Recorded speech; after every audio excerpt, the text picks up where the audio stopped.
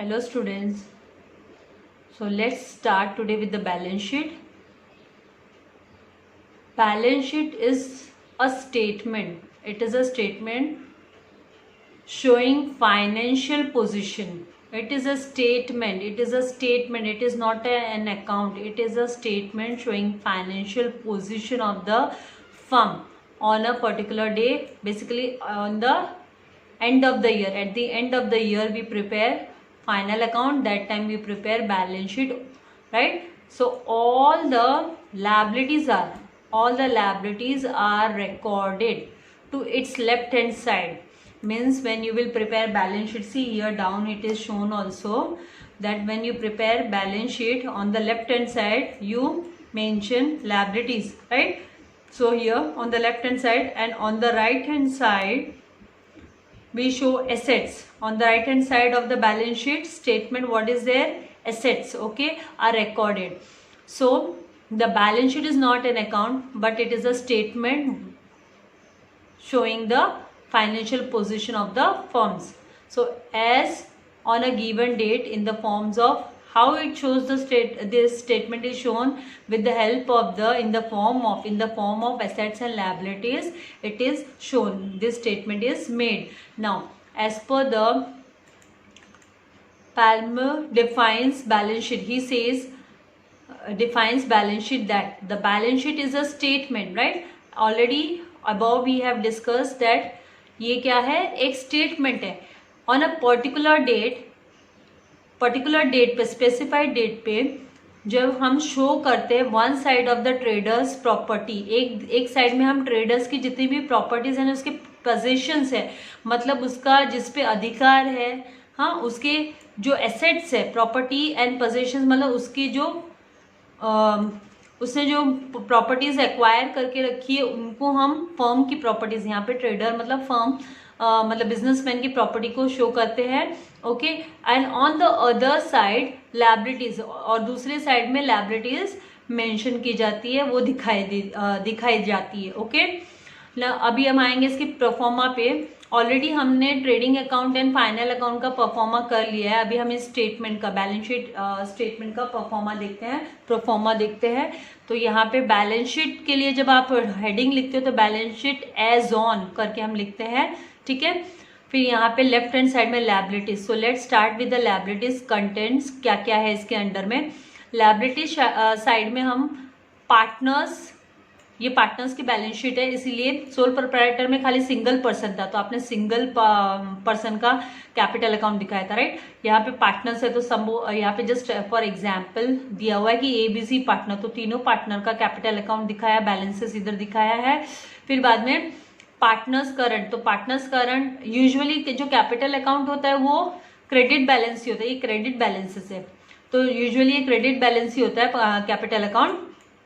Current account can be a credit balance और ये debit balance भी हो सकता है. तो जब ये क्रेडिट बैलेंस होता है तो हम लायबिलिटीज के अंडर में शो करते हैं, और जब डेबिट बैलेंस होता है तो हम इसको एसेट्स के अंडर में शो करते हैं, ठीक है.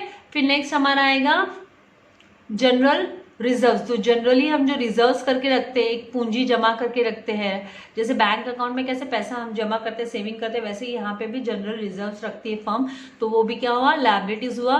फिर प्रॉफिट एंड लॉस अकाउंट, जो प्रॉफिट होता है फर्म को वो भी यहाँ पे मेंशन किया जाता है, प्रॉफिट एंड लॉस अकाउंट करके हम मेंशन करते हैं.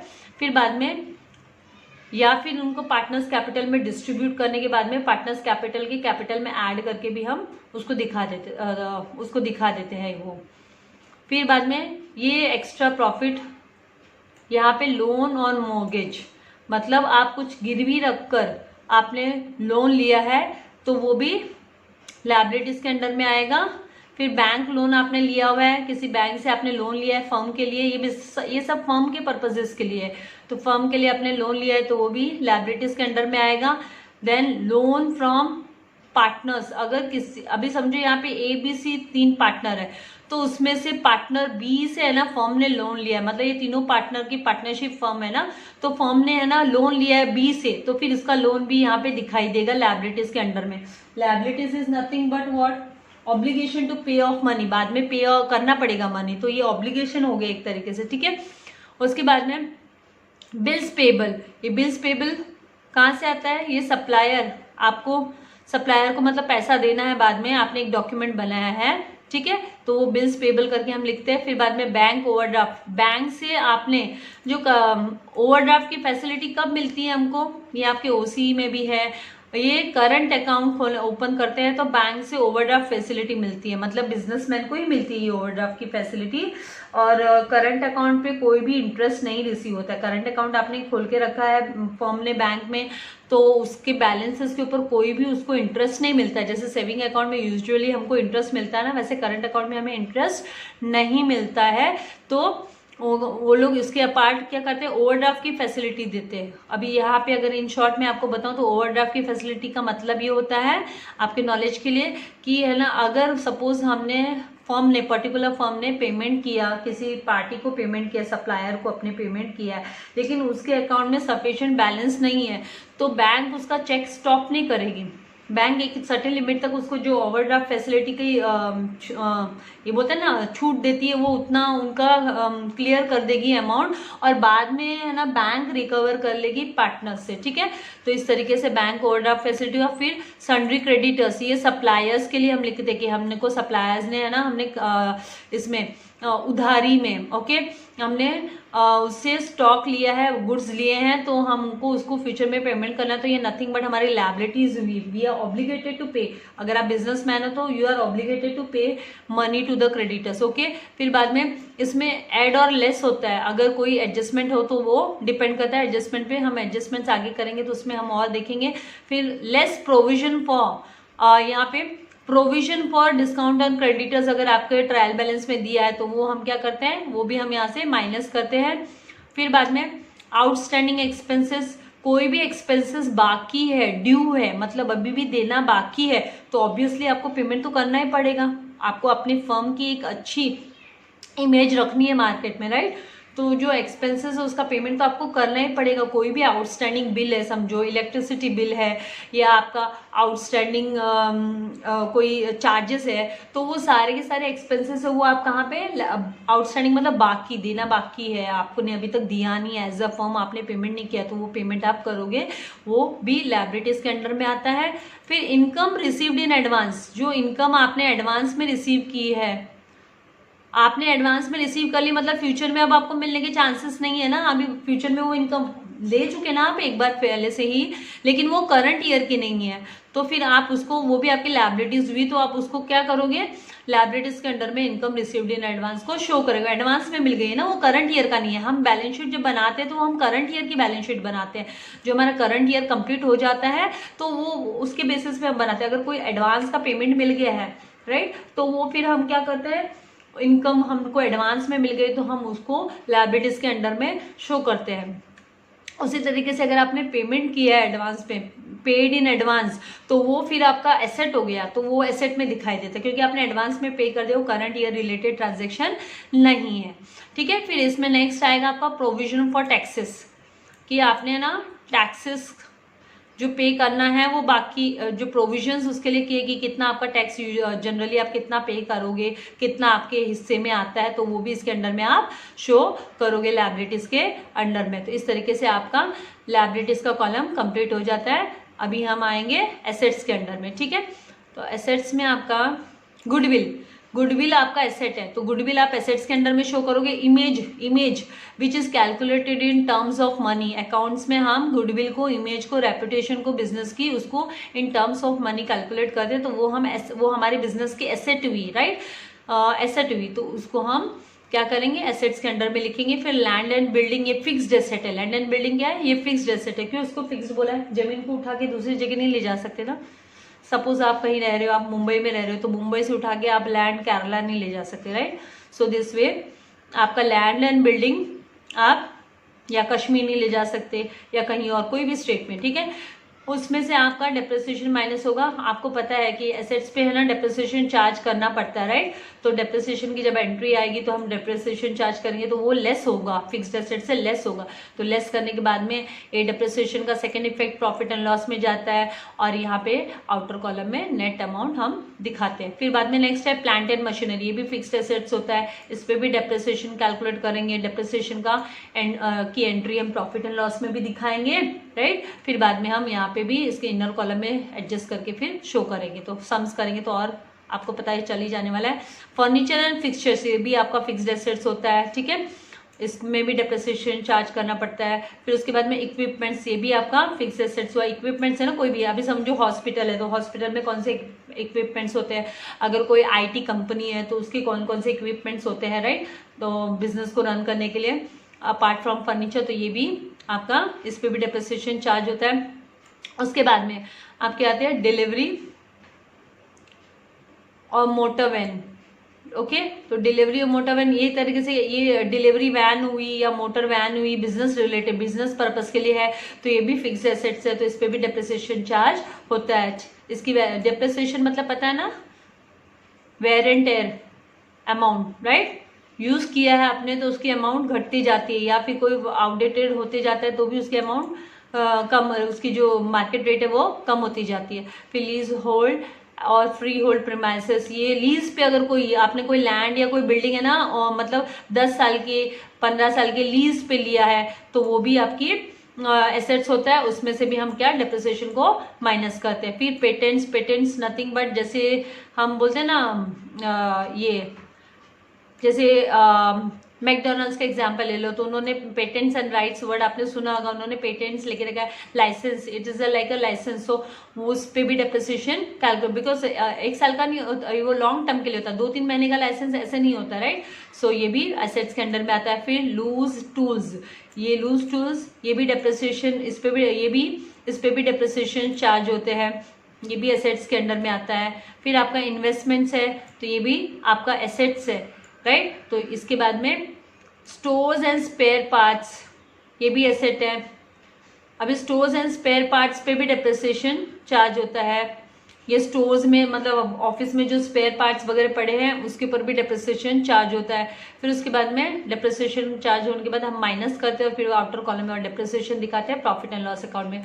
इसके बाद आया आपका आउटस्टैंडिंग इनकम्स, क्या आया, आउटस्टैंडिंग इनकम्स, तो ये हम बोलते हैं ना कि हमको अभी रिसीव होना बाकी है, ड्यू है, इनकम्स ड्यू है, इनकम ड्यू है, अभी तक रिसीव्ड नहीं हुआ है, तो फिर ये होगा ना आपको, जब होगा आपका बाकी है तो फिर मतलब आप उसको कहाँ पे लिखोगे, एसेट्स के अंडर में लिखोगे। और जब इनकम रिसीव्ड इन एडवांस है, मतलब आपको अगले साल के बदले अभी मिल गया है, तो फिर वो आपका लायबिलिटीज में आता है, उसको हम लायबिलिटीज करके कंसिडर करते हैं, ठीक है। उसके बाद में आया आपका लोन्स एंड एडवांसेस, आपने किसी को फर्म को या किसी को भी लोन दिया है या एडवांस पैसा दिया, समझो किसी को सैलरी एडवांस दे दी है, तो वो आपका एसेट ही हो गया, क्योंकि अब आपको दोबारा नहीं देना है, राइट। और लोन बोले तो आपने लोन दिया है तो मतलब आपका एसेट ही, क्योंकि उसके ऊपर आपको इंटरेस्ट भी मिलेगा और फ्यूचर में वो पैसा वापस मिलने वाला है।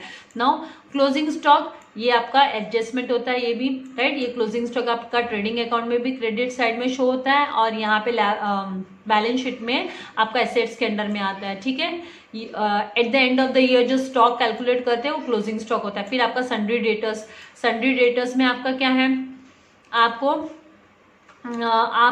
जिससे आपने माल बेचा है, जिसको आपने सेल किया है अपने प्रोडक्ट्स, राइट, उनको आपने उधारी में दिया है, तो मतलब फ्यूचर में वो आपको पैसा देने वाले, तो वो आपके डेटर्स है, तो आप इसको एज अ डेटर करके, वो अभी पैसा रिसीव नहीं हुआ है लेकिन वो आपके डेटर्स है, आप उनको गुड्स सप्लाई करते हो। फिर प्लस यहाँ पे एनी कोई एडजस्टमेंट है तो प्लस माइनस करते हैं हम, अगर प्लस करने का मतलब आपका डेटर्स अभी तक आपने ऐड करना भूल गए, कोई अनरिकॉर्डेड सेल्स हो गया, अनरिकॉर्डेड सेल्स की एंट्री यहाँ पे आती है कि आपने सेल तो कर दिया लेकिन उसको रिकॉर्ड नहीं किया, वो क्रेडिट सेल है, तो मतलब डेटर्स में ऐड होनी चाहिए इस तरीके से। फिर नेक्स्ट आपका है लेस बेड डेप्ट्स न्यू, आपके जो न्यू बेड डेप्ट्स है उसको लेस करना है। फिर less provision for discount on debtors, कोई डिस्काउंट हमने डेटर्स के लिए प्रोविजन किया, मतलब रिजर्व किया है कि हाँ इतना डिस्काउंट हम हम उसको एज अ कंसीडर करके रखते हैं, तो फिर वो हम लेस करते हैं। तो इस तरीके से ये सारे एडजस्टमेंट्स के बाद में डेटर्स का जो मेन अमाउंट है उसमें से सब माइनस होने के बाद में आउटर कॉलम में नेट अमाउंट जाता है। फिर उसके बाद में आपका इंश्योरेंस क्लेम रिसीवेबल, जो आपको इंश्योरेंस कंपनी से क्लेम मिलने वाला है, ओके मतलब कोई स्टॉक आपका जल गया, आग लग गई, फैक्ट्री में आग लग गई, आपने इंश्योरेंस निकाल के रखी थी तो इंश्योरेंस कंपनी आपको क्लेम देने वाली है, पैसा देने वाली है, आपने इंश्योरेंस निकाल रखा था तो आप उसको क्लेम कर सकते हो, मतलब आप उनसे मांग सकते हो कि मैंने भाई आपको आपसे पॉलिसी ली थी, इंश्योरेंस पॉलिसी ली थी मेरे फर्म के लिए, तो आप हमें पेमेंट कीजिए, तो वो रिसीवेबल है, तो वो भी आपका एसेट्स हुआ। फिर बिल्स रिसीवेबल, आपने किसी को गुड्स बेचे हैं, ठीक है, आपने गुड्स बेचे हैं, फिर बाद में आपने एक डॉक्यूमेंट तैयार किया कि 4 महीने बाद आप मुझे पेमेंट करोगे, आपके बीच में म्यूचुअल अंडरस्टैंडिंग हुई, ट्रांजैक्शन को लेके म्यूचुअल अंडरस्टैंडिंग हुई कि ठीक है बाबा इतने दिन बाद, 2 महीने बाद, 3 महीने बाद, 1 महीने के बाद आप मुझे पेमेंट दे देना, ये रिटर्न प्रूफ हो गया, ठीक है, तो ये आपका बिल्स रिसीवेबल भी एसेट्स के अंडर में आएगा।